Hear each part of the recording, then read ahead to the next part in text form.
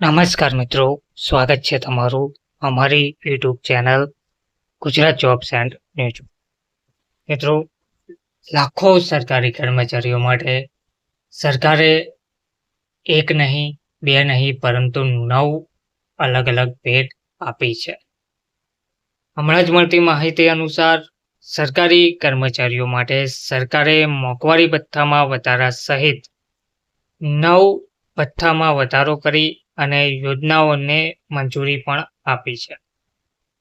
રાજ્ય સરકારે રાજ્યના સરકારી કર્મચારીઓને ભેટ આપતા જણાવ્યું છે કે તેમને કમાણી કરેલ રજા પરત કરવા, મોંઘવારી ભથ્થામાં વધારો સહિત 9 યોજનાઓને મંજૂરી આપી છે. મુખ્યમંત્રીએ વિધાનસભામાં આ યોજનાઓની જાહેરાત પણ કરી દીધી છે. સરકારી કર્મચારીઓને વહીવટના સ્તંભ અને સરકારના હાથ તરીકે ઓળખવામાં પણ આવે છે. સરકારે લોકો અને વિવિધ વિભાગો માટે ઘણી યોજનાઓ અમલમાં મૂકી છે. તેમની પ્રશંસા થઈ રહી છે. ભારતનું ટોચનું રાજ્ય પણ માનવામાં આવ્યું છે. સરકારી કર્મચારીઓ અને શિક્ષકોની મહેનત આનું એક મહત્વપૂર્ણ કારણ છે. મુખ્યમંત્રીએ જણાવ્યું છે કે હું તમામ સરકારી કર્મચારીઓની પ્રશંસા કરું છું અને જેઓ સરકારી યોજનાઓમાં કોઈ પણ વ્યક્તિ વંચિત ના રહે તે સુનિશ્ચિત કરવા માટે સખત મહેનત પણ કરી રહ્યા છે. તો સરકારે જે યોજનાઓ જાહેર કરી છે તેમાં કમાણી કરેલ રજાનું શરણાગતિ એટલે કે ઓક્ટોબરથી રોકડ લાભો માટે 15 દિવસ સુધીની કમાણી કરેલી રજા પરત કરી શકાશે. લગભગ 8 લાખ સરકારી કર્મચારીઓ અને શિક્ષકોને લાભ થશે. આના અમલીકરણ માટે સરકાર દર વર્ષે વધારાના 3,561 કરોડ રૂપિયા ફાળવશે. ડીએમાં 2% વધારો. જાન્યુઆરી 2025થી કેન્દ્ર સરકારના ડીએમાં 2% વધારો કરવાના નિર્ણયના આધારે રાજ્ય સરકારે પણ કર્મચારીઓ માટે ડીએમાં 2% વધારો કર્યો છે. આનાથી શિક્ષકો, પેન્શનરો અને ફેમિલી પેન્શનરો સહિત લગભગ 16 લાખ કર્મચારીઓને ફાયદો થયો છે. આ વધારાને કારણે સરકારને દર વર્ષે વધારાના 1,252 કરોડ રૂપિયા ખર્ચવા પડશે.